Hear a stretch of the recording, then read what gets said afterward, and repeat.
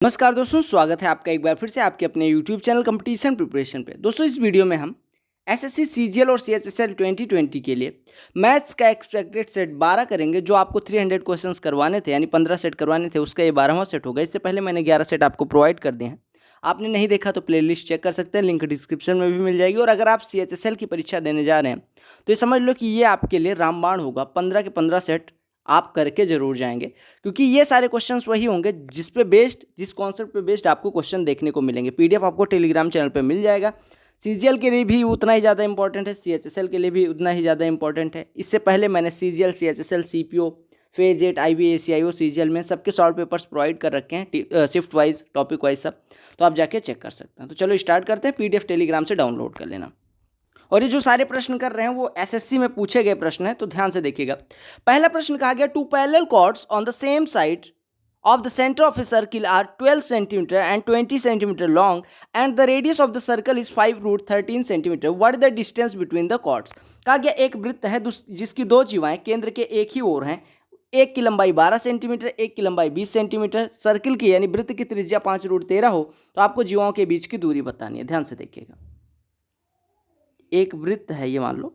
आपको पता होगा कि जो छोटी जीवा होती है वो वृत्त से दूर होती है और जो बड़ी वाली जीवा होती है वो वृत्त के केंद्र के पास होती है। ठीक है, यानी वृत्त के केंद्र से पास कौन सी होती है? ज़्यादा लंबाई वाली। अब देखिएगा, अगर मैं इसको मिला दूं और इसको मिला दूं, यानी परपेंडिकुलर ड्रा किया गया है। परपेंडिकुलर इस पे है तो इस पे भी होगा। ठीक है, क्योंकि आपको दिया गया है कि ये दोनों जो जीवाएँ हैं वो कैसी हैं। वो जीवाएं आपको यहाँ पे देना, मतलब दिया गया है पैरेलल है। ठीक है, पैरेलल है तो एक पे अगर परपेंडिकुलर है दूसरे पे भी परपेंडिकुलर होगा। और परपेंडिकुलर इसको बाइसेक्ट करेगा, यानी अगर इस वाली जीवा की बात करें 12 हो तो इसकी बाइसेक्ट करने का मतलब जो परपेंडिकुलर ड्रा होगा वो इसको 6 में डिवाइड करेगा। ऐसे ये बड़ी वाली जीवा को 10 के पार्ट में डिवाइड करेगा। ठीक है, यानी ये वाला पार्ट भी 10, ये वाला पार्ट भी 10। अब आप देखिएगा, आपको पता है त्रिज्या 5√13, यानी ये वाली दूरी 5√13 है। ये अगर 6 है तो इसकी पूरी की लंबाई कितनी हो जाएगी? यानी अगर मैं बात करूँ ओ ए की बात करूँ तो ओ ए कितनी हो जाएगी? अंडर रूट में 5√13 का स्क्वायर, 5√13 का होल स्क्वायर कितना हो जाएगा? 25 × 13 325।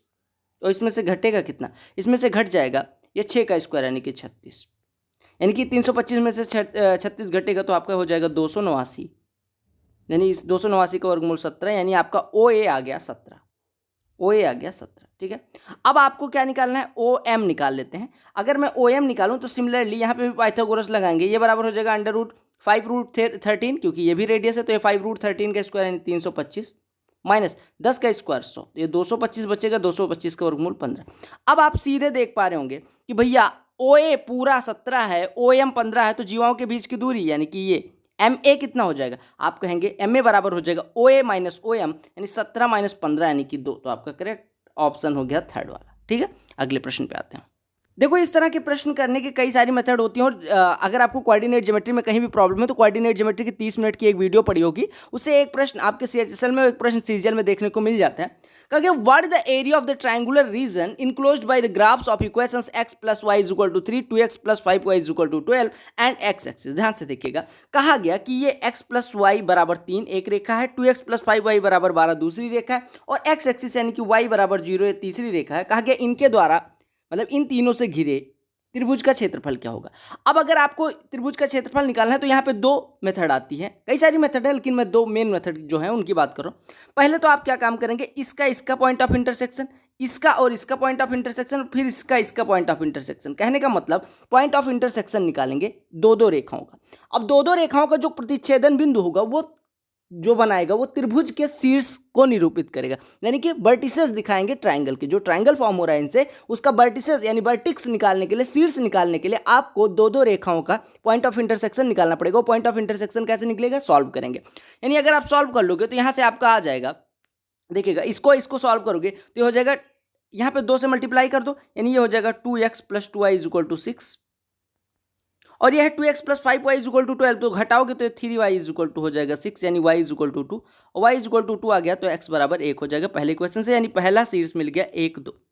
फिर 2x + 5y = 12 और y = 0 को अगर सॉल्व करोगे, x एक्सिस का इक्वेशन y = 0 होता है, तो यहाँ से आपका x = 6 y = 0, यानी दूसरा आ गया 6 0। ठीक है, और तीसरा अगर निकालोगे y = 0 इसमें पुट करोगे तो ये हो जाएगा x = 3 y = 0, यानी तीसरा शीर्ष आ जाएगा 3 0।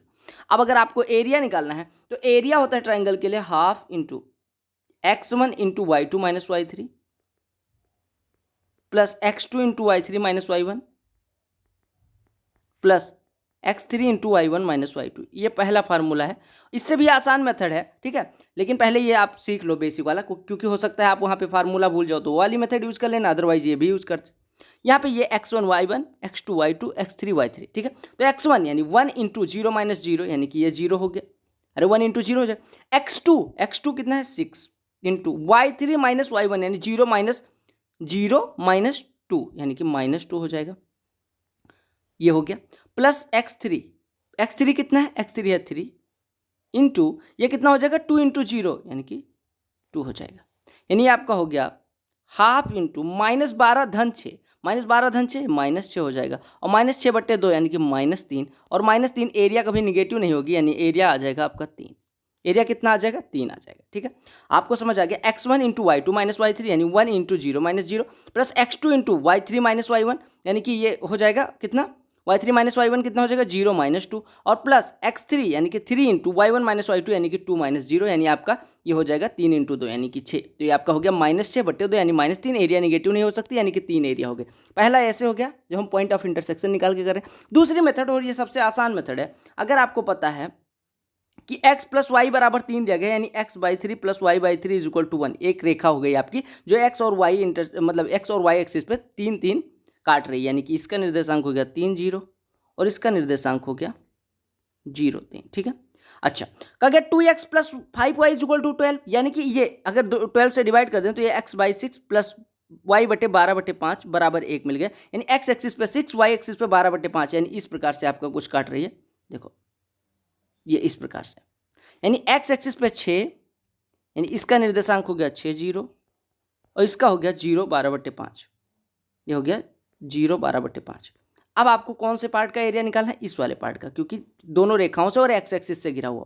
तो अगर इस ट्राइंगल की बात करें तो ट्राइंगल का आप देख रहे हैं यहाँ तक का निर्देशांक 3 है, यहाँ तक का 6, यानी आधार कितना हो गया, ये पार्ट कितना हो गया 6 - 3 यानी कि 3 हो गया। और हाइट निकालने के लिए आपको दिख रहा होगा हाइट कैसे निकलेगी, इन दोनों रेखाओं का पॉइंट ऑफ इंटरसेक्शन, इन दोनों रेखाओं का पॉइंट ऑफ इंटरसेक्शन यानी कि इसका और इसका पॉइंट ऑफ इंटरसेक्शन निकालने के लिए 2x plus 2y is equal to 6 यानी y बराबर 3 हो जाएगा। यानी इसका अगर आप देख पा रहे हो, देखो अगर मैं इन दोनों इक्वेशंस को सॉल्व करूं तो x प्लस वाई बराबर 3 दिया गया है, x प्लस वाई बराबर 3, और ये कितना दिया गया 2x plus 5y is equal to 12, 2 से गुणा कर दो तो 2x plus 2y is equal to 6, यानी यहाँ से आपका 3y इज इक्वल टू 6 आ जाएगा, यानी y बराबर 2 आ जाएगा। अब y बराबर 2 हो गया तो यहाँ पे यानी कि ये वाला ऊंचाई आ जाएगी, जो y की वैल्यू आ जाएगी वही ऊंचाई हो जाएगी, यानी कि ये y बराबर 2, यानी कि त्रिभुज की ऊंचाई कितनी हो गई 2। अब अगर त्रिभुज का आधार 3 हो, ऊंचाई 2 हो, तो एरिया हो जाएगा हाफ इंटू आधार गुणे ऊंचाई, यानी 3 × 2/2 यानी कि 3। तो आपको ये मेथड आसान लगेगी। आपको क्या काम करना है, आपको बस ये काम करना है कि इसको ड्रा कर लेना है रेखाओं को। एक्स एक्सिस पे ये 6 0 पे, ये 3 0 पे मिलती है, यानी कि आधार हो गया 6 - 3 3 हो गया। और आपको पता है इन दोनों का जो इंटरसेक्शन होगा उसका वाई कोऑर्डिनेट जो होगा वो हाइट देगा, वाई कोऑर्डिनेट 2 आया तो यानी हाइट हो गई 2, तो आपका एरिया हो जाएगा half into base into height, यानी हाफ इंटू 3 इंटू 2 यानी कि 3 एरिया हो जाएगा, ठीक है। अगला प्रश्न देखिएगा, अच्छा प्रश्न है, नंबर सिस्टम का प्रश्न है। कहा गया if x is the remainder when 3 to the power 61 284 is divided by 5 and y is the remainder when 4 to the power 96 is divided by 6 then what is the value of 2x minus y। कहा गया कि अगर 3 के power 61,284 को 5 से divide करते हैं तो x शेषफल बचता है, और अगर 4 के पावर 96 को हम डिवाइड करते हैं 6 से तो शेषफल y बचता है, तो x माइनस y निकालना है, ठीक है। अब देखो पहले x निकालने के लिए जाओ, x निकालोगे तो आपको दिया गया है 3 के पावर 61,284 बटे 5, यानी आप क्या काम करो 3 के पावर 2 लगा लो 9, और इसको पावर को 2 से डिवाइड कर दो तो हो जाएगा 306 42 बटे 5। अब आप देखो 5 से अगर हम 9 में डिवाइड करेंगे तो 5 से 9 में डिवाइड करने पे शेषफल कितना आएगा, 5 दूनी 10 होता है, यानी -1, यानी शेषफल हो जाएगा -1 के पावर 30 642, और -1 के पावर अगर सम है तो यानी कि ये 1 हो जाएगा, यानी शेषफल x की वैल्यू हो गई 1। और आपको पता होगा y निकालना है, y है 4 के पावर 96 में अगर हम 6 से डिवाइड करें तो जो शेषफल आता है, आपको पता होगा कि 4 के पावर 96, 4 का कोई भी पावर हो अगर वो 6 से डिवाइड करेंगे तो शेषफल हमेशा क्या होता है 4 होता है। आप देख लीजिएगा 4 के पावर 1, 4 के पावर 2, 4 के पावर 3, 4 के पावर 4, कोई भी पावर हो 4 के, अगर हम 6 से डिवाइड करेंगे तो शेषफल 4 ही होता है, ठीक है। तो y बराबर 4 आ गया। अब आपको निकालना क्या है 2x माइनस वाई, यानी कि 2 × 1 एक्स की वैल्यू 1 है, माइनस वाई यानी कि 4, तो 2 माइनस 4 यानी कि आपका -2 हो जाएगा। ठीक है, तो आपको बस ये याद रखना है कि 4 का कोई भी पावर हो, अगर हम 6 से डिवाइड करेंगे तो शेषफल 4 आएगा। और ये वाला मैंने बता दिया कि 3 को पहले 9 में बदल लेंगे, क्यों? क्योंकि 5 से डिवाइड करेंगे तो -1 आ जाएगा, और -1 के पावर कुछ भी लगाएंगे तो शेषफल 1 हो जाएगा। ठीक है, मतलब -1 के पावर अगर इवन लगाएंगे तो +1 आ जाएगा। इन केस मान लो -1 पावर विषम होता, -1 पावर 3 आ जाता, तो ये -1 हो जाता और बटे 5, तब शेषफल कितना हो जाता है? जो ये 5 है जिससे हमने डिवाइड किया था, उससे हम क्या करते, ये जो माइनस वाला है उसको सॉल्व कर लेते हैं, यानी 5 में से एक, यहाँ पे माइनस लगा हुआ है, यानी 5 में से 1 घटा देते हैं, यानी कि 4 तब शेषफल बचता है। यानी कि 5 -1 का मतलब हो गया कि 5 से 1 कम शेषफल बच रहा है।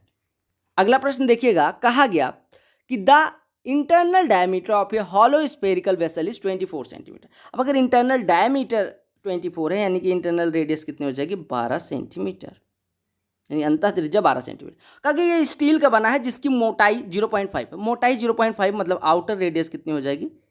आउटर रेडियस बराबर होती है इंटरनल रेडियस प्लस थिकनेस, यानी कि आंतरिक त्रिज्या प्लस मोटाई, यानी 12.5 सेंटीमीटर।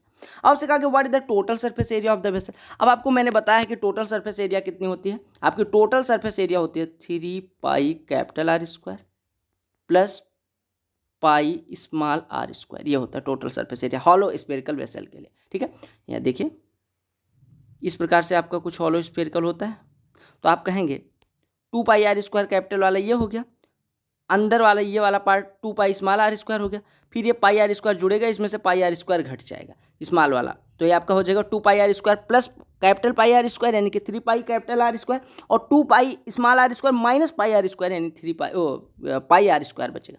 अब यहाँ वैल्यू पुट कर दो, पाई कॉमन ले लेना, पाई कॉमन लोगे तो ये पाई कॉमन लेने के बाद 3 इंटू कैपिटल आर स्क्वायर यानी 12.5 का स्क्वायर, यानी कि 156.25 और प्लस आर स्क्वायर यानी कि 144, यानी ये हो जाएगा पाई इंटू ये 156 में गुणा करोगे तो 15 यहाँ 45, ये 468 हो जाएगा 0.75 प्लस 144, मेरे हिसाब से देख लीजिएगा, 15 यहाँ 45, हाँ ठीक है। अब जोड़ दीजिए तो ये हो जाएगा 0.75 और ये हो जाएगा 8 4 12, 6 4 10 11, 4 1 5 1 6, 612.75 पाई, 612.75 पाई आपका आंसर हो जाएगा। ठीक है, तो आपको बस ये फार्मूला याद रखना है टोटल सरफेस एरिया का। ठीक है, अगला प्रश्न देखिएगा, इसमें थोड़ा सा एरर है, इस पार्ट को सही कर लीजिएगा। क्वेश्चन जहाँ से मैंने उठाया पेपर से, ये सीजीएल मेंस का प्रश्न है, वहाँ पे एरर था, इसी वजह से मैंने एरर टाइप कर दिया। कई बार प्रश्न ऐसे होंगे भी जो एरर होगा, जिस प्रश्न में कोई ना कोई गलती रही होगी और आप उसको कई बार बहुत ज़्यादा टाइम किल कर देते हैं, तो आपको ये ध्यान रखना है कि कई बार प्रश्न भी गलत आते हैं एसएससी में, इसी वजह से मैं ऐसे प्रश्नों को उठा के एरर लिख देता हूँ। कहा in triangle A B C D and E are points on A B and B C, यहाँ पे ए बी एंड ए सी कर लीजिएगा, बस प्रश्न सही हो जाएगा। कहा गया कि त्रिभुज ए बी सी में ए बी और ए सी पे 2 बिंदु हैं, जो कॉमन है ए बी और ए सी में कौन सा कॉमन है? ए इसको ऊपर कर देंगे, बी सी नीचे लिख देंगे, कोई मतलब नियम नहीं है, जैसा करना चाहो, लेकिन ऐसे करने पे फायदा रहता है। ठीक है, ये डी दिया गया है, ये ई दिया गया है, डी क्या दिया गया? डी पैरेलल है बी सी के, यहाँ पे देखिए डी पैरेलल बी सी। कहा गया ए डी और ए बी का अनुपात 3:8 है, यानी ए डी 3 है तो ए बी 8 है, राइट। तो आपसे कहा गया एरिया ऑफ बी डी और area of quadrilateral D C A क्या हो। आपको पता है अगर डी पैरेलल है बी सी के तो ए डी सिमिलर हो जाएगा ए बी सी के, यानी कि हम कहें ए डी की एरिया बटे ए बी सी की एरिया कितनी हो जाएगी? इनकी संगत भुजाओं के वर्गों के योग के बराबर, मतलब वर्गों के अनुपात के बराबर, यानी ए डी की एरिया मतलब इसकी एरिया कितनी हो जाएगी? 3 का स्क्वायर 9 और बटे पूरे की, तो ये आपको पता है, देखो अगर मैं ए डी की एरिया बटे ए बी सी की एरिया लिखने जाऊँ तो आप कहेंगे ए डी बटे ए बी का होल स्क्वायर लिख दो, संगत भुजाओं के वर्गों का योग यानी करस्पॉन्डिंग साइड्स के जो रेशियो का स्क्वायर होगा, योग मेरे मुंह से बार बार निकल जा रहा है, संगत भुजाओं के वर्गों का जो अनुपात होगा वही एरिया का अनुपात होता है। ठीक है, सिमिलर ट्रायंगल्स के लिए। तो ये आपका हो जाएगा ए डी यानी कि 3 का स्क्वायर 9 बट ए बी का स्क्वायर यानी 8 8 64, यानी अगर ए डी की एरिया 9 है तो ए बी सी की एरिया 64, अगर ए बी सी पूरे की एरिया 64 है, इसकी 9 है, तो क्वाड्रिलेटरल की एरिया कितनी हो जाएगी? 55। तो आपसे यही कहा गया था बी डी ई की एरिया, ए डी यहाँ पे करिएगा ए डी ई की एरिया, ठीक है, और क्वाड्रिलेटरल डी ई सी ए की एरिया, डी ई सी ए की एरिया मतलब यहाँ पे डी ई सी बी कर लीजिएगा, डी ई सी बी की एरिया, तो आप निकालिएगा डी ई सी बी की एरिया कितनी हो जाएगी? आप कहेंगे कि ये ए डी ई की एरिया 9 है और डी ई सी बी की एरिया है 55, यानी आपका अनुपात हो जाएगा 9:55। ठीक है, तो आपको बस यहाँ पे प्रश्न के बी की जगह पे ए कर लेना है, आपका आंसर आराम से आ जाएगा। और भी है, ठीक है, लेकिन इस प्रश्न में अगर यहाँ पे बी की जगह पे ए कर लेते तो आप आराम से ऑप्शन पे पहुँच जाते। अब इस प्रश्न में और भी गलती हो सकती है, लेकिन मुझे जो सटीक लगा मैंने वही कर दिया। ठीक है, देखिएगा कहा गया Monica spend 72% of his income, यानी कि 100 कमाती है तो 72 खर्च कर देती है, यानी कि बचता कितना है 28। कहा गया अगर उसकी इनकम 20% बढ़ जाती है, यानी 100 से बढ़ के 120 हो जाती है, और कहा गया उसकी सेविंग्स जो हैं वो 15% बढ़ जाती है। 28 का 15% कितना हो जाएगा, 15 दूना 30, 15 अट्ठे 120, यानी कि ये हो जाएगा 42, 4.2, ठीक है। 15 अट्ठे 120, 15 दूना 30 और 12 42, यानी कि 4.2 हो जाएगा, 4.2 हो जाएगा, यानी कि 4.2 बढ़ के कितना हो जाएगा, 32.2 हो जाएगा। अब होता है 120 कमाती है, 32.2 बचाती है, यानी खर्चा कितना करती है 0.8, 9 में से 2 जाएगा 7, यहाँ पे बचेगा 11 में से 3 जाएगा 8, यानी कि 72 वो कमाती थी, वो 72 बचाती थी पहले, 72 खर्च करती थी पहले, अभी खर्च कर रही है 87.8, यानी बढ़ा कितना 15.8। 15.8 72 का कितना परसेंट है, आप कहेंगे 15.8 बटे 72 गुणे 100 कर लो, 4 से काटोगे 25 आ जाएगा, ठीक है। ये 4 से ना काटो, इसको 100 ही रहने दो, इसको काट लो, 4 से काटो, 4 से 18 हो जाएगा, 4 से नहीं कट रहा है, 8 5 13 1 14, 6 से ये आप काट दो 2 से, तो ये 36 हो जाएगा, 2 से कटेगा तो ये आपका 7.9 हो जाएगा, यानी आपका लिखा हुआ बेसिकली 790 बटे 36, तो 36 दूना 72 हो जाएगा, और ये 7 70 हो जाएगा, 36 दूना 72, यानी कि 22% के एकदम करीब वाला होगा, यानी 21.9% आपका आंसर हो जाएगा। अगला प्रश्न देखिएगा, कहा गया the market price of an article is Rs 1500 if 2 successive discounts each of X% on the market price is equal to a single discount of 587.40, then what will be the selling price of the article if a single discount of X% is given on the market price। कहा गया 1500 रुपये किसी वस्तु का अंकित मूल्य, हमने XX% के 2 discount दे दिए, और उसके बाद जो ये रिजल्टेंट डिस्काउंट XX% का होता है वो 587.40 होता है, तो कहा गया अगर एक सिंगल X% का डिस्काउंट दिया गया होता तो विक्रय मूल्य क्या होता। आप एक चीज़ बताइए, 1500 रुपये पे 587.40 का डिस्काउंट, यानी टोटल डिस्काउंट परसेंटेज अगर निकालने जाए, यानी रिजल्टेंट जो डिस्काउंट रुपये में है उसको परसेंटेज में निकालने जाओ, तो आप कहेंगे 587.40 बटे 1500 और गुणे 100, यही तो कर दो, 1 2 1 2, 15 से डिवाइड करोगे तो 15 तियाँ 45 हो जाएगा, 15 नौइयाँ 135 हो जाएगा, फिर ये बचेगा 24, 15 एक 15, 15 छक्के 90, यानी कि 39.16%। अब आप देखिए X का रिजल्टेंट डिस्काउंट 39.16% है। अब देखिए X और X का रिजल्टेंट कितना होता है, X plus X minus X²/100, कहने का मतलब 2X माइनस X²/100 होता है, ठीक है। अब आप ऐसे तो जा नहीं सकते कि सॉल्व करें तो वो बहुत लंबा हो जाए। अब आपको होता है 39, यानी कि 39 के आसपास जिसका दुगुना हो उसके पास जाओ, आप 20 पे पहुँचते हो, यानी x बराबर 20 रखोगे तो 40 माइनस 4 यानी 36 हो जाएगा। x बराबर 36 से ज़्यादा यानी 21 रख दो, 21 रखोगे तो 42 माइनस ये 4.41 आएगा, यानी 38 से थोड़ा कम यानी 37.59 आएगा। फिर x बराबर 22 रख के चेक कर लो, 22 रखोगे तो 2 22 हम 44 और माइनस 4.84 घटाओगे तो ये आपका 39.16 हो जाएगा, यानी कि x बराबर हो गया आपका 22, यानी x बराबर 22%। यानी आपने जो डिस्काउंट दिया है वो 22% का दिया है, तो अगर हम 1500 पे 22% का डिस्काउंट देंगे, अगर सिंगल डिस्काउंट एक X% का देते हैं, यानी एक 22% का डिस्काउंट दे तो कितने की बिकेगी हमारी वस्तु, आप कहेंगे 1500 के 78% में, यानी 15 गुणे 78 की बिकेगी, 15 गुणे 78 यानी 15 अट्ठे 120, 15 सत्ते 105 12 170, यानी 1170 की हमारी वस्तु बिक जाएगी, राइट। इसको करने की शॉर्ट ट्रिक ये भी हो सकती है कि X% का अगर 1500 पे एक डिस्काउंट दे तो ये आपको 1500 × 100 माइनस X/100 की पड़ेगी ये वस्तु। 2 डिस्काउंट देंगे तो यानी इसका स्क्वायर हो जाता है, और ये बराबर आपका कितना हो जाएगा, देखो 1500 पे डिस्काउंट कितने का पड़ रहा है, 587.40 का। अगर 1500 पे 587.40 का डिस्काउंट पड़ रहा है, यानी बिक कितने की रही होगी, 912.60 की। अब इसको सॉल्व करोगे तो यहाँ से सॉल्व क्या करना है, 100 माइनस X/100 की वैल्यू निकालनी है, तो 100 माइनस X/100 की वैल्यू निकालोगे तो आपका कितना हो जाएगा, 39/50 हो जाएगा, 39/50 हो जाएगा। अब ये 39/50 हो जाएगा, तो आपसे पूछा यही गया था कि 1500 पे अगर एक ही डिस्काउंट दिया जाए तो आप कहेंगे कि 1500 अगर X% का एक ही डिस्काउंट दिया जाए तो 1500 × 100 माइनस X/100 की वैल्यू पूछी गई थी, यानी आप कहेंगे 1500 गुणे 39/50, यानी 30 गुणे 39, 30 गुणे 39, 30 गुणे 40, 1200, 1200 में से 30 घट जाएगा तो 1170 हो जाएगा। तो ऐसे भी कर सकते हैं, ये मुझे लगता है शॉर्ट ट्रिक होगी आपके लिए। अगला प्रश्न देखो, कहा गया pipes A and B are filling pipes while pipe C is an emptying pipe, यानी A B भरने वाले हैं और C खाली करने वाले। थोड़ा इधर से लिखते हैं, A और B जो है वो भरने वाले पाइप है और C खाली करने वाला, ठीक है। फिर क्या कहा गया, कहा गया A 72 मिनट में भर सकता है और B 90 मिनट में भर सकता है, और कहा गया कि तीनों को एक साथ खोल दिया जाता है, उसके बाद टैंक हमारा 2 घंटे में भर जाता है, यानी कि A B C अगर एक साथ कार्य करते हैं तो 2 घंटे यानी 120 मिनट में ये भर देते हैं।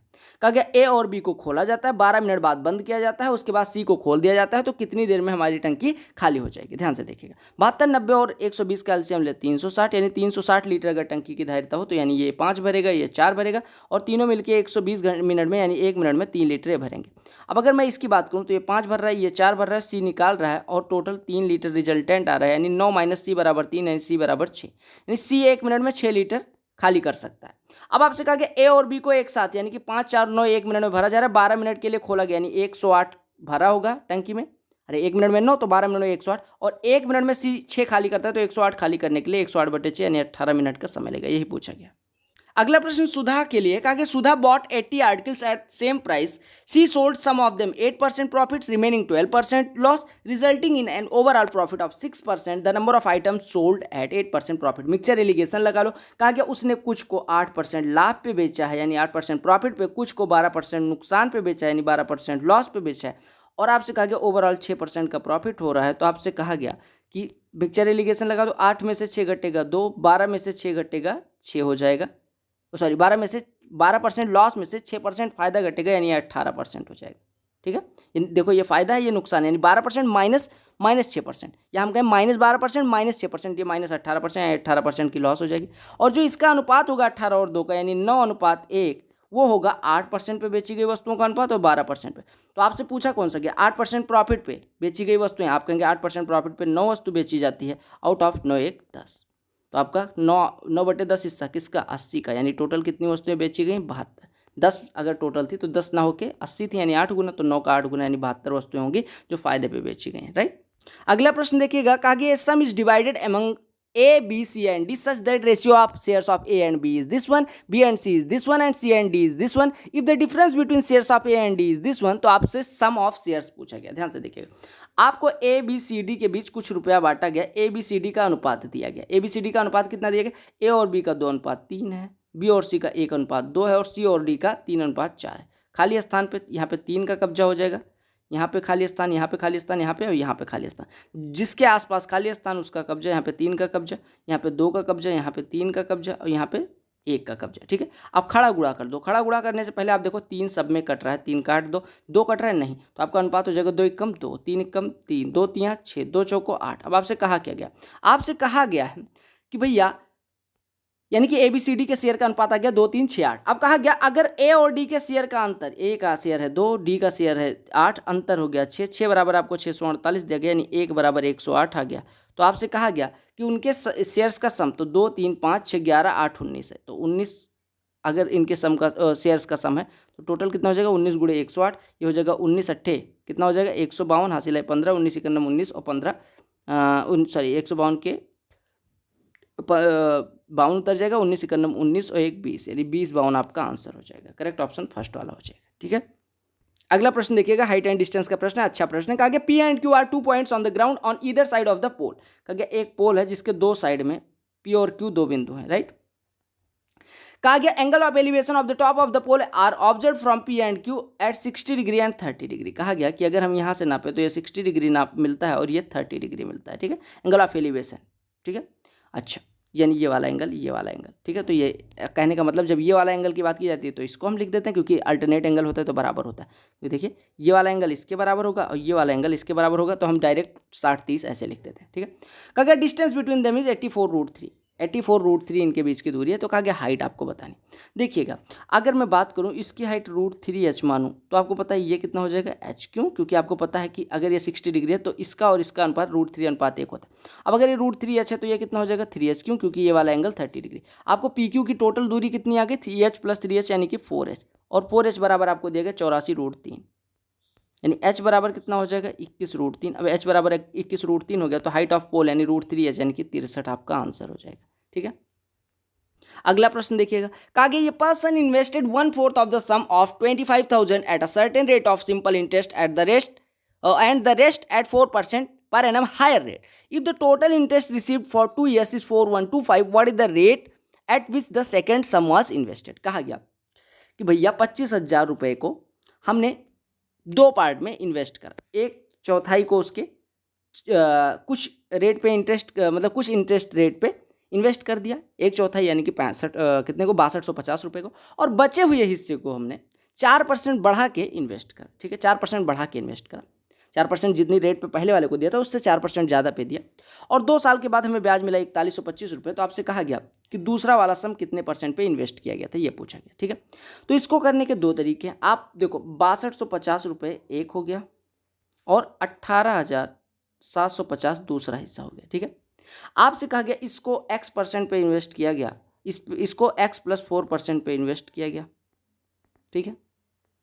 2 साल का ब्याज आपको दिया गया 4125 रुपये है, यानी 2 साल का ब्याज इनका अगर निकालें, 2 साल का अगर 4125 है तो 1 साल का 2062 रुपये 50 पैसे हो जाएंगे। देखिए 2062 रुपये 50 पैसे हो जाएंगे एक साल। 6250 का x% कितना हो जाएगा, 62.5x, ठीक है। 18,750 का x + 4% कितना हो जाएगा, 187.5x + 4। अरे देखिए 6250 पे x% ब्याज मिला होगा, 18,750 पे x + 4% ब्याज मिला होगा एक साल, और ये टोटल है 2062 रुपये 50 पैसे, ठीक है। यानी ये प्लस ये बराबर इतना। अब आप यहाँ से देखिए 62.5 और 187.5 जोड़ोगे तो ये आपका आ जाएगा 250x प्लस 4 का इसमें गुणा हो जाएगा तो कितना हो जाएगा, 4 गुणे 187.5 यानी 4 7 28 2 30 हो जाएगा, 4 8 32 3 35 हो जाएगा, और ये 4 8 72 3 75 हो जाएगा। समझ आ रहा है, 18 ये हो जाएगा, ये बराबर आपका हो जाएगा 2062 रुपये 50 पैसे। ये बेसिक से मैं करा रहा हूँ। 750 इधर से घटा दो, इन 750 घटाने के बाद ये कितना हो जाएगा, 1250 वैसे हो जाता है। अब कितना हो जाएगा, 1312 रुपये 50 पैसे। घटाइएगा देखिएगा, हाँ 1312 रुपये 50 पैसे। अब यानी कि 250x बराबर इतना है, तो आपसे पूछा गया है कि x बराबर कितना हो जाएगा। अब x निकालने के लिए आपको 250 से डिवाइड करना पड़ेगा, ये 0 यहाँ पे पहुँचा देगा, यानी 25x बराबर आपका हो जाएगा, 25x बराबर हो जाएगा 131.25, यानी कि 25 से काटोगे तो 25 पंचे 125, ये आपका हो जाएगा 6 बच जाएगा, 62 हो जाएगा, 25 दूना 50 और 25 पंचे 125, यानी x बराबर 5.25% आ गया। अब x बराबर 5.25% आ गया, तो आपको पता है x + 4% पे इन्वेस्ट करते हैं, यानी ये 9.25% हो जाएगा। तो ये तो एकदम बेसिक से आपने कर लिया, और इसमें कैलकुलेशन थी, ठीक है। और इसको अगर मैं ट्रिक से करने जाऊँ तो ऐसे कर सकते हैं। देखो एक को हमने x% पे इन्वेस्ट किया और दूसरे को x से 4% ज़्यादा यानी x + 4% पे इन्वेस्ट किया, और रिजल्टेंट हमें मिला 4125 2 साल का। यानी कि अगर मैं परसेंटेज में निकालने जाऊँ तो 4125 को 250 से ब्याज डिवाइड करूँगा तो ये कितने साल का आ जाएगा, 2 साल का। और अगर 1 साल का परसेंटेज निकालने जाऊँ तो आप कहेंगे 4125 2 साल में मिला, यानी 1 साल में 2062 रुपये 50 पैसे मिला है, और 25,000 पे अगर 2062 रुपये 50 पैसे मिले तो ब्याज कितना हो जाएगा परसेंटेज में, आप कहेंगे 4125/500। तो ये आप परसेंटेज निकालने के लिए आप क्या काम करोगे, 25 से काट दो, 25 से काटोगे 10 आ जाएगा, 25 से ये काटोगे तो 25 51 25, 25 छक्के 165 हो जाएगा, 5 से काटोगे 5 दूनी 10, 5 से काटोगे 33 हो जाएगा, नहीं 33/4 ये हो जाएगा 8.7 नहीं 8.25, नहीं इनका रिजल्टेंट मिल रहा है 8.25%, यानी x% और x + 4% का जो रिजल्टेंट मिल रहा है वो कितना मिल रहा है 8.25%। तो आप x में से x को 8.25 में से घटाओ, यानी कि ये हो जाएगा आपका 8.25 - x, और x + 4 में से 8.25 घटाओ तो हो जाएगा x - 4.25। और आपको पता है कि ये 1/4 हिस्सा है, ये 3/4 हिस्सा है, यानी इनका अनुपात 1:3 हो जाएगा। तो 3 का इधर गुणा करो, 1 का इधर गुणा करो, तो हो जाएगा 8.25 - x बराबर 3x - 12.75, यानी आपका 4x बराबर हो जाएगा 12 8 20 1 21, यानी x बराबर हो जाएगा 5.25। अब x बराबर 5.25 तो x + 4% पूछा गया था, यानी 9.25% हो जाएगा, ठीक है। तो मैंने इस वजह से ये पेपर कैलकुलेटिव ले लिया ताकि आपको वहाँ पे एग्जाम में अगर कैलकुलेटिव प्रश्न आए तो हड़बड़ाहट ना हो, आप करके गए हों। क्योंकि in an office 5/8 of the total number of employees are males and rest are females. 5/8 हिस्सा अगर मेल है तो फीमेल कितनी हो गई, 3 हिस्सा, ठीक है। टोटल अगर 8 एम्प्लॉय हो तो 5 मेल हो जाएंगे तो 3 फीमेल। अगर 2/5 of the number of mails, यानी कि 5 का 2/5 हिस्सा यानी कि 2 मेल, ठीक है, और 2/3 of the total number of females, यानी कि 3 का 2/3 हिस्सा यानी कि 2। ये कैसे हैं, टेक्निकल वर्कर्स हैं, ठीक है। अच्छा सॉरी, कहा गया कि 2/5 of number of males are non technical, यानी नॉन टेक्निकल की बात करूं तो 5 में से 2 नॉन टेक्निकल है, यानी टेक्निकल कितने होंगे, 3, ठीक है। और कहा गया 2/3 of number of females are technical, 2/3 यानी कि 2 टेक्निकल है, यानी 1 नॉन टेक्निकल हो जाएगा। तो कहा गया what fraction of total number of employees are technical workers, यानी कि टोटल का कितना फ्रैक्शन टेक्निकल वर्कर है। तो अगर आप टेक्निकल देखोगे तो 3 यहाँ और 2 इधर, यानी 5 आउट ऑफ 8, टोटल 8 है तो 5 आउट ऑफ 8 जो है पार्ट होगा वो क्या होगा, टेक्निकल वर्कर हो जाएगा, ठीक है। अगला प्रश्न देखिएगा, रूट वाला प्रश्न है। कहा गया रूट 28 + 10 √3 माइनस √7 माइनस 4 √3, इसकी वैल्यू क्या होगी। देखो अगर मैं इसको तोड़ूं तो ये लिखा हुआ 2 × 5 × √3 यानी 2ab, सीधे लिखा हुआ a की वैल्यू ये हो गई, b की वैल्यू है यानी 5 का स्क्वायर, ये लिखा हुआ 5 का स्क्वायर प्लस 3 यानी √3 का स्क्वायर और प्लस ए। इसको हम ऐसे लिख सकते हैं, देखो 25 और 3 28 बन जाएगा प्लस 10 √3 माइनस, अगर मैं ऐसे इसकी बात करूँ तो ये लिखा है 2 × 2 × √3 लिखा हुआ है, और यानी 2ab, a की वैल्यू a का स्क्वायर रहा होगा, फिर b का स्क्वायर यानी √3 का स्क्वायर और माइनस, आप ये ऐसे लिख सकते हैं, 7 को लिख सकते हैं 4 + 3 4 हो जाएगा 2 का स्क्वायर, 3 हो जाएगा √3 का स्क्वायर और माइनस 4 √3 को 2 × 2 × √3 लिखें। अब देखो यहाँ पे बन रहा है a² + b² + 2ab यानी a + b का होल स्क्वायर, जिसका रूट निकल आएगा 5 + √3। और इसकी बात करूँ तो a² + b² - 2ab यानी a - b का होल स्क्वायर यानी कि 2 - √3 यहाँ से निकल आएगा। तो इसको सॉल्व करोगे तो हो जाएगा 5 + √3 - 2 + √3 यानी 3 + 2 √3 आपका हो जाएगा 3 + 2 √3। आपको पता है 3 + √3 की वैल्यू होती है 1.732, ऐसे करके होते हैं, 2 से गुणा होगा तो ये कितना हो जाएगा 3.464। तो अगर जोड़ेंगे तो ये हो जाएगा 6.464 यानी 6.5 के करीब इसका आंसर हो जाएगा। ठीक है, ये प्रश्न देखो फिर मिक्सचर एलिगेशन से करो। क्योंकि average age of 120 students in a group is 13.56, 35% of number of students are girls and rest are boys. If the ratio of average age of boys and girls is 6:5, then what is the average age of the girls. ध्यान से देखिएगा, कहा गया कि 120 बच्चों के, ठीक है 120 बच्चों का स्टूडेंट ग्रुप है जिसका एवरेज एज 13.56 है। अगर मैं बॉयज़ की बात करूँ, यहाँ पे बॉयज़ लिख रहा हूँ, यहाँ पे गर्ल्स लिख रहा हूँ, बॉयज़ का एवरेज वेट 6x है तो गर्ल्स का एवरेज वेट 5x है। ठीक है, और इनका रिजल्टेंट कितना है, देखिए 13.56। ठीक है, आपको दिया गया कि 35% गर्ल्स हैं, 35% गर्ल्स हैं यानी 35 गर्ल्स हैं तो 65 बॉयज़ हैं, यानी अनुपात 13:7 दिया गया, यानी बॉयज़ 13 अगर हैं तो गर्ल्स 7 हैं। ठीक है, अब मिक्सचर एलिगेशन लगा दो, 5x 13.5x 13.56 में से घटेगा यानी हो जाएगा 13.56 - 5x। अगर इधर घटाएंगे तो 6x - 13.56 होगा, और इनका क्रॉस मल्टीप्लाई कर लेंगे यानी इधर हो गया 78x। ठीक है, माइनस 13 × 13.56 बराबर 7 × 13.56। देखो सॉल्व करने का शॉर्ट ट्रिक बता रहा हूँ, -35x। अगर 78 और 35 को एक साइड में ले आओगे तो 8 × 5 = 13 7 × 3 = 10 यानी 113x हो जाएगा। ठीक है, 113x बराबर ये 13 × 3.56 लिखा है और ये 7 × 13.56 लिखा है, यानी कि अगर 13.56 कॉमन है 13 + 7 बचेगा यानी 20 × 13.56 लिखा हुआ है। ठीक है, यानी आपका हो गया ये 135.6 × 2 यानी कि 270 271.2 113x आ गया। अब आपसे कहा गया एवरेज एज ऑफ गर्ल्स निकालनी है यानी आपको 5x निकालना है। अगर 113x इतना हो तो 5x कितना हो जाएगा आपका, देखो 113 से देखो 113 दूना 226 हो जाएगा, आपका बचेगा कितना 45 452, 4 बार जाएगा यानी 2.4 हो जाएगा, x बराबर 2.4 तो 5x बराबर 5 × 2.4 यानी कि 12 आपका आंसर हो जाएगा। तो आपका आंसर कितना हो जाएगा 12। अगला प्रश्न सिंप्लीफिकेशन का है, बहुत आसान सा। देखिए आपको सबसे पहले ऑफ सॉल्व करना होता है, फिर डिवाइड, फिर मतलब डिवीजन, फिर मल्टीप्लिकेशन, एडिशन, सब्ट्रैक्शन। सबसे पहले ऑफ को सॉल्व करेंगे तो यहाँ पे ऑफ 28 में 35 से डिवाइड होगा यानी कि 28 / 35 यानी कि ये 4/5 हो जाएगा। इसके आगे ऑफ लिखा हुआ है। ठीक है, 15 / 8 यानी 15/8 और गुणे 4 लिखा हुआ है यानी कि 15/2 लिखा हुआ है, यानी 15/2 ऑफ 4/5। तो इसको सॉल्व करोगे तो 2 से ये कट जाएगा, 2 दूनी 4 और 5 से 5 × 15 यानी 3 ऑफ 2 यानी कि ये लिखा हुआ है 6। ठीक है, यानी इतने की वैल्यू लिखी हुई है 6, तो आप सीधे सीधे इतने को हटा के 6 लिख दो, / 6। यहाँ पे डिवाइड कर 6 दूनी 12 ऑफ लिखा हुआ है, फिर यहाँ पे 12 प्लस यहाँ पे 24 में 24 × 2/12 यानी कि 24 × 1/6 यानी कि ये 4 लिखा हुआ है, यानी हो गया 4 प्लस 12 में अगर 12 से डिवाइड करोगे 1, 1 में 6 से डिवाइड करोगे 1/6 यानी 4 + 1/6 यानी 4 सही 1/6 आपका आंसर हो जाएगा। टाइम एंड वर्क में एक प्रश्न और देख लो, क्योंकि पाइप एंड सिस्टम हमने कर लिया है तो एक प्रश्न ऐसे भी देख लो। क्योंकि ए 1/3 काम का 15 दिन में करता है यानी कि ए पूरा कार्य 45 दिन में करता है। क्योंकि बी 75% 18 दिन में यानी 3/4 18 दिन में यानी 1/4 6 दिन में यानी पूरा 24 दिन में। क्योंकि सी 36 दिन में कर सकता है पूरे कार्य को। अब कहा गया बी और सी ने एक साथ कार्य करना शुरू किया, 8 दिन तक कार्य किया। कहा गया ए रिमेनिंग कार्य को कितने दिन में पूरा कर देगा। ध्यान से देखिएगा, 24 और 36 और 45 का अगर एलसीएम लेने जाओगे तो 180 दूना 360 एलसीएम हो जाएगा, यानी ये भाई साहब एक दिन में 8 करेंगे, ये भाई साहब एक दिन में 15 करेंगे, ये भाई साहब एक दिन में 10 करेंगे। अब अगर ये दोनों भाई साहब एक साथ में कार्य कर रहे हैं तो 25 काम करेंगे, 8 दिन कर देंगे तो 200 काम हो जाएगा, 160 बचेगा। 160 ए भाई साहब ने करना है तो ये भाई साहब कितना समय लेंगे 160/8 यानी कि 20 दिन का समय लेंगे। 10 सेकंड का प्रश्न। अगला प्रश्न देखो, बहुत आसान सा बहुत अच्छा प्रश्न है, बस प्रश्न में थोड़ी चीज़ बढ़ानी पड़ेगी। क्योंकि ये circle touches the side B C of triangle A B C at D and A B and A C are produce to E and F respectively if A B बराबर 10 centimetre, A C is equal to 8.6, B C is equal to 6.4, B की value निकालनी है। इसमें error इस वजह से है क्योंकि क्वेश्चन में थोड़ी सी चीज़ें मतलब कम दी गई हैं। अगर वही चीज़ दे दी जाती है तो समझ में आ जाता। कहा गया कि एक सर्कल है जो साइड बी सी को ए बी सी पे आउटर टच करता है, और ए बी और ए सी को जब बढ़ाया जाता है तो ए बी और ए सी के बढ़े हुए भाग को ई और एफ पे टच करता है, ऐसा दिया जाना चाहिए।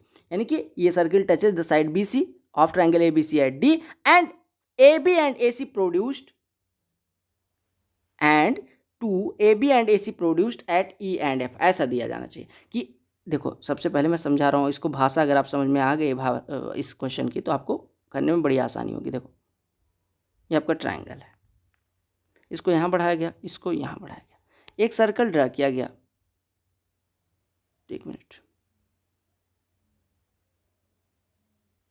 ये देखो जो तीनों भुजाओं को टच करता है, ये आपका ए है, ये बी है, ये सी। आपको ऐसा दिया जाना चाहिए कि ए बी को बढ़ाने पे ये ई पे टच करता है और ए सी को बढ़ाने पे ये एफ पे टच करता है। तो आपको ए बी की लंबाई दी गई, ए सी की लंबाई दी गई, बी सी की लंबाई दी गई, बी ई की लंबाई पूछी गई। अब देखो मैं अगर बी ई को ए मान लूँ तो आपका ये बी एम जो है वो भी ए हो जाएगा क्योंकि बी से 2 स्पर्श रेखाएं खींची गई। आपको पता है अगर पूरा बी सी है, पूरा बी सी है, इतना भाग बी एम भाग ए है, तो एम सी कितना हो जाएगा, बी सी माइनस ए। ठीक है, अगर ये बी सी माइनस ए है तो आपका सी एफ कितना हो जाएगा, सी एफ कितना हो जाएगा। अगर आपको पता है सी एम यानी एम सी या सी एम कहें, बी सी माइनस ए है तो सी एफ कितना हो जाएगा, ये भी बी सी माइनस ए हो जाएगा क्योंकि ये भी स्पर्श रेखा। अब देखो अगर मैं बात करूं ए से 2 स्पर्श रेखाएं इस वृत्त पे खींची गई हैं, एक तो ए एफ और एक ए, और दोनों की लंबाइयाँ क्या होंगी, बराबर होंगी। क्यों, क्योंकि एक बिंदु से स्पर्श रेखाएं खींची गई। ये डेरिवेशन करवा रहा हूँ। तो अगर मैं ए एफ की लंबाई निकालने जाऊँ तो आप कहेंगे A C plus B C minus A C plus C F, यानी कि A C plus B C minus A. ठीक है, तो ये बराबर हो जाएगा। अगर मैं ए की लंबाई निकालने जाऊँ तो आप कहेंगे A B plus B E, यानी ए बी प्लस ए। ठीक है, यानी ए को अगर मैं सॉल्व करूँ तो ए इधर आ जाएगा, यानी 2a इज इक्वल टू हो जाएगा A C plus B C minus A B. यानी मैं अगर ए निकालने जाऊँ यानी जो रिक्वायर्ड है वो हो जाएगा A C plus B C minus A B बटे 2। समझ में आया। यानी आपको क्या काम करना है, जिस साइड वाली भुजा की वैल्यू निकालनी है, यानी आपको किसकी लंबाई निकालनी है, आपको बी की लंबाई निकालनी है। तो बी की लंबाई क्या हो जाएगी, ये वाली भुजा, कौन सी वाली, ये वाली भुजा, ये वाली भुजा, और जिस भुजा से वो जुड़ी हुई भुजा है यानी बी, इसको घटा के 2 से डिवाइड कर देना। समझ में आ गया। यानी अगर आपको बी निकालना है तो आप कहेंगे बी कैसे निकलेगा, आप कहेंगे बी निकालने के लिए आपको सीधे सीधे बी किससे जुड़ा है, ए से, यानी ये वाली भुजा छोड़ देंगे, ए सी बची और बी सी बची, इस ट्रायंगल में आएंगे, ए सी बची और बी सी, इसको जोड़ देंगे, और जिस भुजा से बी जुड़ा है यानी ए बी, उसको घटा के 2 से डिवाइड कर दें। अब इस फार्मूले पर तड़ाक से रखो, आंसर ले लो। यानी आपका ए सी कितना है, ए सी 8.6 है, प्लस बी सी कितना है, बी सी 6.4 है, माइनस ए बी कितना है 10 और बटे 2, यानी 8 से 14, 1 15 में से 10 घटेगा 5, 5 का आधा 2.5, तो आपका आंसर 2.5 हो जाएगा। तो मैं फार्मूला डिराइव भी करवा दिया और आपको समझ में भी आ गया होगा। अब वहाँ पे एग्जाम में जाके डिराइव ना करना, आपको फार्मूला याद होना चाहिए कि जो जिस भुजा से जुड़ी भुजा की लंबाई पूछेगी उसको घटाना है, बाकी दोनों को जोड़ के 2 से डिवाइड कर दें। कहा ये 15 metre deep well with radius 2.8 metre is dug at and the earth taken out from it is spread evenly to form a platform of width 8 meter and height 1.5 meter. What will be the length of the platform? कहा गया कि एक कुआं खोदा जाता है जिसकी त्रिज्या 2.8 है और गहराई 15 मीटर। तो इससे कितनी मिट्टी निकलेगी, इसके आयतन के बराबर, यानी pi into R square 2.8 into 2.8 और इंटू एच यानी कि 15। और इस मिट्टी को हम एक मतलब प्लेटफॉर्म बना रहे हैं जिसकी लंबाई हमें नहीं पता, चौड़ाई हमें दी गई है 8 मीटर है और ऊंचाई 1.5। तो अब बताइए इसका जो आयतन होगा, जब इसी मिट्टी को इस पर फैलाया गया तो दोनों का आयतन बराबर होगा। 15 से इकट्ठे गए 10 हो जाएगा, 10 यानी कि ये 28 हो जाएगा, 4 दूनी 8, 4 सत्ते 28, 2 से इकट्ठे गए ये कितना हो जाएगा 1.4, यानी एल की लंबाई आ गई पाई गुड़े 1.4 गुड़े 7, यानी 22/7 गुड़े 1.4 गुड़े 7, 7 7 कट गया, 22 गुड़े 1.4, 22 चौको 88 के 0.8 आ गया, 22 एक 22 8 30, यानी 30.8 मीटर। तो आपको बस ये पता होना चाहिए जो मिट्टी निकाली गई वही मिट्टी इधर पाटी गई, इसका मतलब दोनों का वॉल्यूम क्या होगा, बराबर होगा। ये प्रश्न देख लो, कहा कि an article was sold at a profit of 14% had it been sold for 121 less, ये loss of 8% would have been incurred if the same article would have been sold for 536.25 rupees. तो आपसे पूछा गया कि प्रॉफिट और loss percentage क्या होगा। आसान सा प्रश्न है। कहा गया कि 14% प्रॉफिट पे हम कोई वस्तु बेच रहे हैं, 14% प्रॉफिट पे हम बेच रहे हैं, ठीक है। कहा गया अगर 121 कम का बेचते तो 8% का नुकसान हो जाता, यानी अगर इससे 121 कम लेते तो 8% का नुकसान हो जाता। यानी आप देखिए परसेंटेज में 14, 8, 22% का हम सफ़र कर रहे हैं और ये रुपए में 121%, 121 रुपये के बराबर। यानी सीपी का 22% 121 के बराबर, यानी सीपी का 2% 11 के बराबर, यानी सीपी कितना 2% अगर 11 तो 100%, 11 गुणे 50 यानी कि सीपी हो जाएगा 550। अब अगर सीपी यानी क्रय मूल्य 550 हो गया, हमने बेची कितनी 536.25 की, यानी कि हमारा नुकसान कितने का हो 13.75 का। अगर 550 पे 13.75 का नुकसान तो परसेंटेज में 13.75 बटे 550 गुणे 100 यानी 1375 बटे 550 हो जाएगा।